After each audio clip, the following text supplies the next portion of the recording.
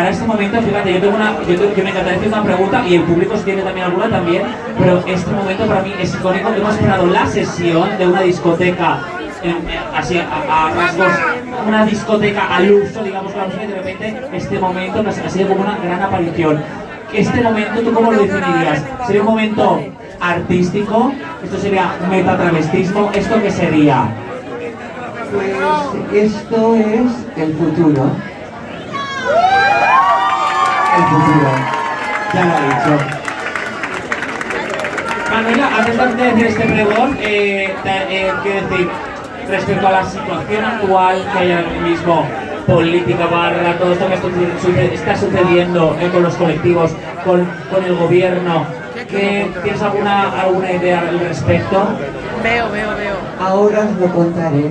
Ahora no lo contarás, vale, perfecto. Bueno, pues yo creo que es el momento de hacer este pregón. Te sujeto el micro, tú dime qué quieres que haga, Manuela. Ya, el sujeto, todavía tengo fuerza de sujetar el sujeto. Bueno, pues yo estoy muy emocionada porque veo que realmente hay muchísima gente muy joven y esto para mí quiere decir mucho.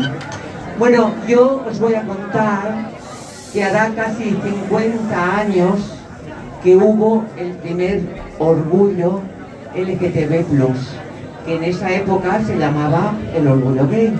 Estamos hablando de 1975. Yo era una criatura de unos 15, 16 años. Y puedo decir que las trans éramos las que dábamos la cara en primera fila de guerra.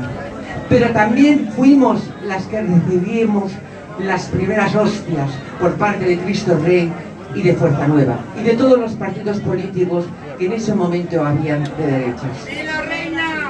Gracias. Bueno, yo me han dicho que no me enrolle, pero es que Manuela y no enrollarse es incompatible. Soy barroca, soy recargada, soy una mujer excesiva y claro, mi discurso también.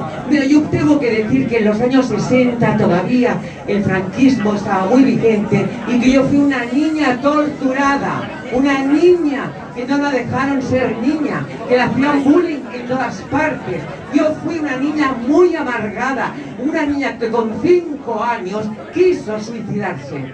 Esto es muy triste y yo ahora, si tengo que dar gracias a alguien, es que alguien ha puesto visibilidad al movimiento trans desde el Congreso de los Diputados.